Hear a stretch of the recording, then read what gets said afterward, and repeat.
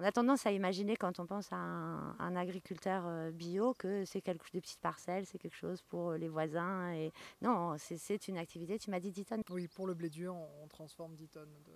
Oui, la ferme commence du coup au niveau du semi-remorque dans lequel on a installé tout le système de tri.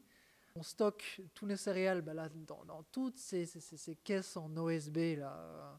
On a un meule de pierre, hein, son rôle c'est de moudre les céréales hein, et clairement du coup de dérouler le grain préalablement hydraté, parce qu'on a une grosse bétonnière dans laquelle on hydrate le grain.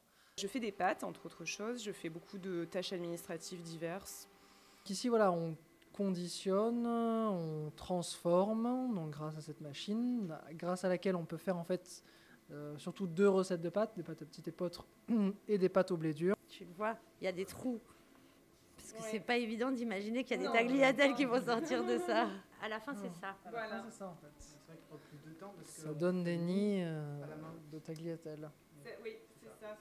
Ça, c'est du coup un outil qu'on a construit et qui fonctionne en fait uniquement aux énergies renouvelables. C'est-à-dire qu'on a un panneau solaire thermique devant qui permet en fait de stocker les calories dans la journée, lorsqu'il y a du soleil bien sûr, dans ce ballon. Et ensuite, ces calories-là vont être injectées à l'intérieur du séchoir. Voici les 2 huiles qu'on produit à la ferme pastière. Donc ça, c'est de l'huile de tournesol non désodorisée, qui est très forte en goût. Et ça, c'est l'huile de cameline, qui est un petit peu moins connue. Moi, depuis le confinement, j'ai eu vraiment un mouvement de repli sur moi, où j'avais besoin de m'éloigner de la société parce que je ne captais plus la dimension collective.